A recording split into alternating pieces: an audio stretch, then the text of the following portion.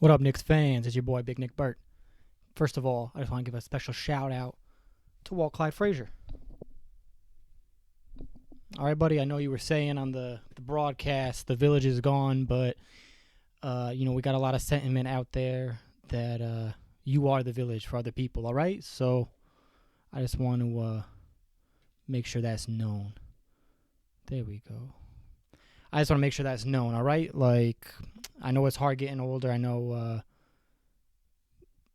nothing ever stays the same, right? Everything changes. Everything it's got to. So I just want to put that good energy out there because I was tearing up, man, on that broadcast. Clyde was tearing up. Shoot, I mean, it was an emotional day for him, obviously, and I just want to put that out there that it's okay to that we appreciate that. All right, like we really do. We really we see you, we hear you, and I hope that you can feel our love and our energy from where you are. So that's my shout out for Clyde. Thank you, man.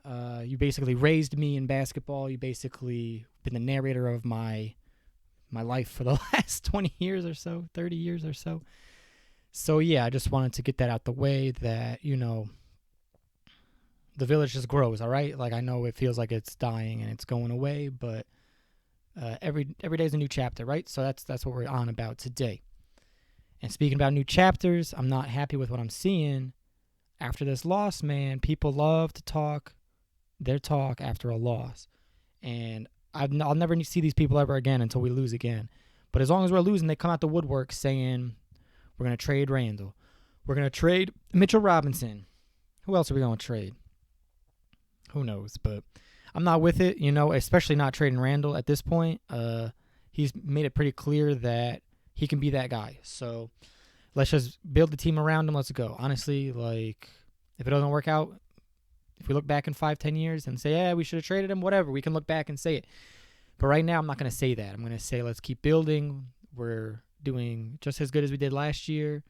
Let's hope we finish the season as good as we did last year.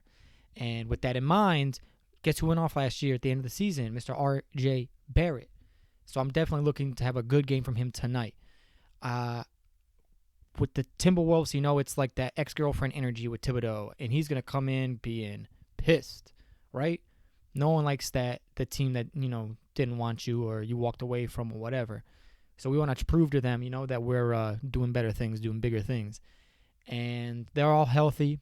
They got all their players playing last time I checked, which was a couple hours ago, so forgive me if I'm a little off base. But if they're healthy, they're a strong squad. And I think we're going to have to see Mitchell Robinson putting those crossover dribble moves to the test, right? Like, let's see him take Cat on the outside and make him work. That would be a big, big help for our squad. Get Cat out the middle, right? Make him run, make him work. He's a big guy. He's going to get tired. Come on. As for, who's the other guy? Karl Anthony Towns and Anthony Edwards. That's right.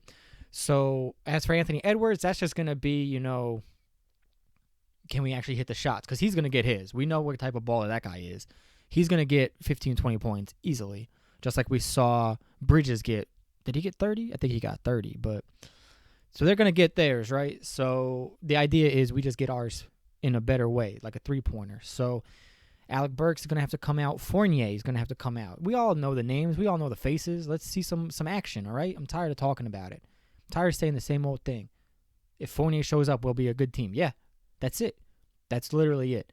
Everybody else shows up, and it just takes one guy not hitting their shots, one guy playing lazy defense, one guy not trusting his teammates. So what we've been seeing lately, though, is a lot of really good things. And despite the loss, I thought Randle played really composed.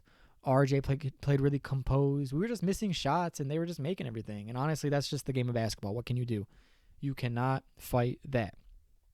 So, with that said, I'm excited for the game tonight. I got some homies going there, so big up to the Big Nick Energy crew. We're gonna have some guys in the stadium tonight, and we'll see what they got for us. If they got footage, what they're gonna do with that.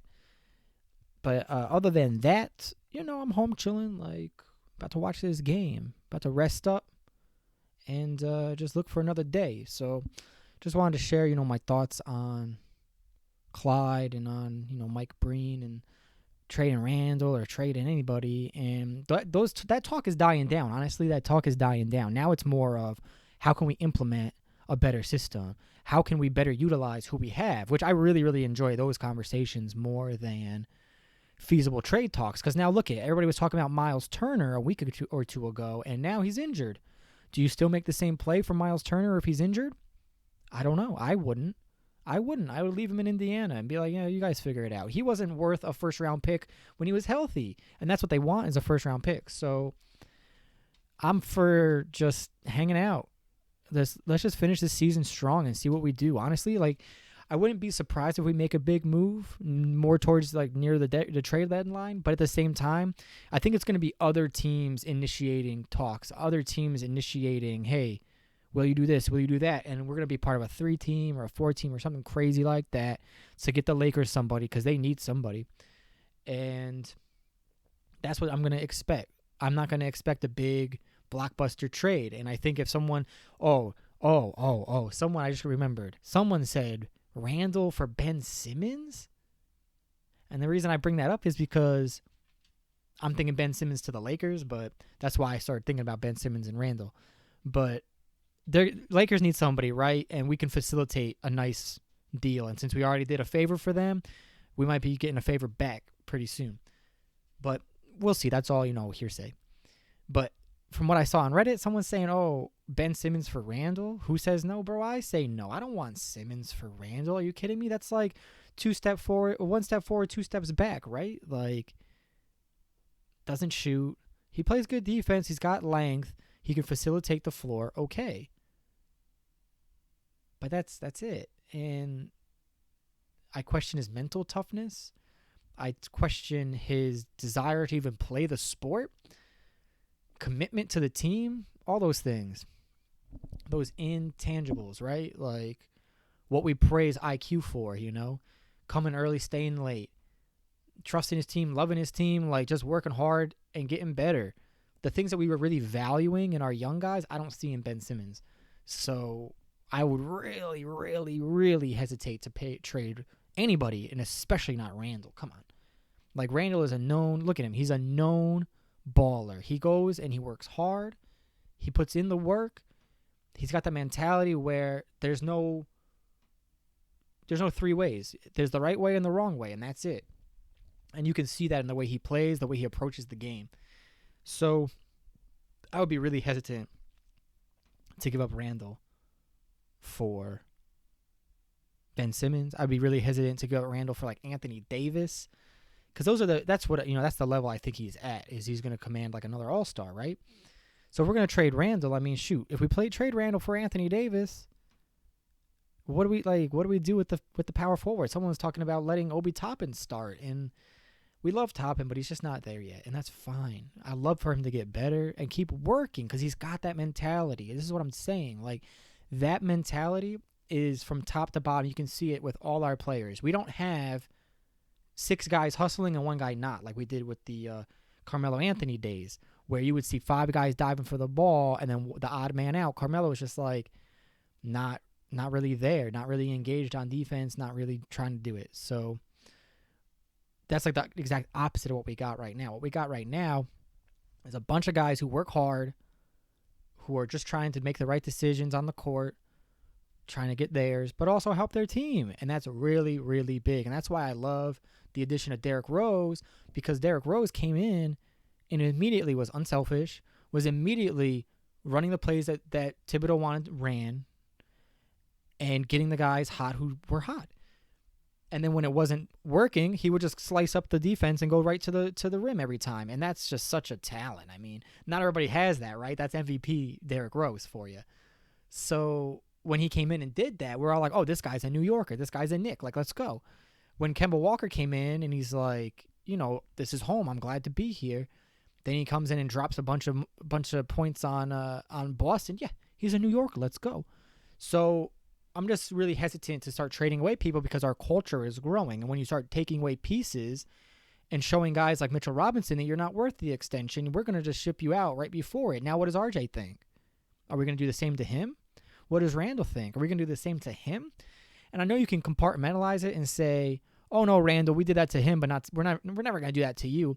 But it puts a bad taste in your mouth. And I've been working with teams for a long time, professionally and for sports. But when you have a team, and I think this is an old saying I learned from a comedian friend of mine, right? When you're a comedian and you're on stage and you have a heckler, you can either go with it or you can skin them, right? And what do they say about a sheep? You can only skin it once. And the same can be said for your audience. The same can be said for your team.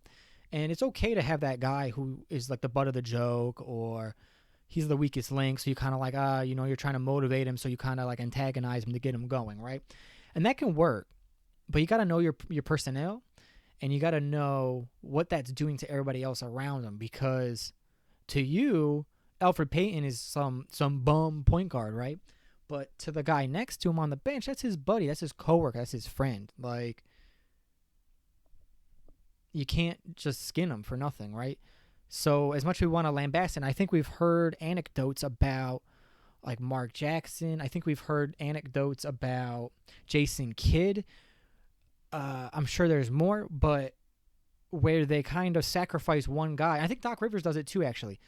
I think I might have an anecdote for Doc Rivers as well. But basically, they pick a guy and kind of single him out and say, you don't want to be like him. Let's all do better. And that can work, but you got to be real certain that the guy that you're singling out isn't, friends with anybody low-key, or, somebody people relate to or feel bad for, because now you're alienating everybody else. Like, oh, you didn't have to say that. So with the stuff with Ben Simmons at the end of last year's playoffs, I really was like, they shouldn't say that about their point guard, their starting point guard. He's not going to, I knew even back then, he's not going to come back and play for you. He's not going to want to. I wouldn't want to if I was a professional. If I was on their professional team, this is even outside sports. If I were just talking a professional team, business or whatever, I wouldn't want to come back to that. And it's hard to find the clip now of Doc Rivers or what Doc Rivers said right after it. And it was blindsided by the reporter. And honestly, like it's kind of, bad journalism, but whatever. They got the guy like TMZ style, like walking out of the playoffs to his car, and they're like, what do you think about Ben Simmons? He's like, I don't know. Is he a point guard? I don't know. Like, that's yet to be seen, or something like that. And he basically threw him under the bus. And if you can find that video for me, please send it to me, because I've had the hardest time trying to find it. It's been erased from the internet. But I remember seeing it, and I know Ben remembers seeing it because he talks about it a lot. And that being said, you can't do that. That's your starting point guard. Unless you're trading him, unless he's that type of guy who takes the criticism and says, you know what, I'm not that. I am a starting point guard. I am a point guard in the league, and just goes at it. I don't know if that's Mamba mentality or what, but like Booker says, I'm my own person. Like, leave that stuff away from me, I'm my own person. Leave that stuff away from me. That's a mess. So you got to be careful with what you're saying to these guys, And I think RFO, Thibs especially, RFO and all our guys, they're not doing that. This is a team. This is Big 15 energy, This is our team. So from Sims to Rokas, Jokubitis, all the way, to our starting guys, Burks, Fournier. Like, it's clear the chemistry is growing. And the reason it's growing is because no one is being singled out. This is a team loss and a team win. So that being said, let's get that team win tonight, all right? And let's stop nitpicking on singular actions when we're playing good basketball. The shots just aren't falling. So let's see those shots fall. These guys are guys who are in the gym practicing, so it's not that, all right? So give them time, let them grow, let them do their thing, and I'm not trading Randle for no Ben Simmons. I'm not trading Randle for no Anthony Davis. I don't even want to trade Randle for Westbrook. Let's go. Like, I don't want none of them. I like our team, and that's that. That's the final word for me. I like our team. We're about to win this tonight against the T-Wolves for sure. That's a win, baby. Take it to the bank. All right? And I'm Bert, baby. Thank you for tuning in. I always appreciate it. Like and subscribe. You know all that stuff. Come on. I don't got to talk to you like your children. But comment, subscribe, like. Let me know what's up. I'm always here talking basketball. Big win tonight, all right? The village is not gone, all right? The village is not gone. We here, all right? We here, baby. Thank you.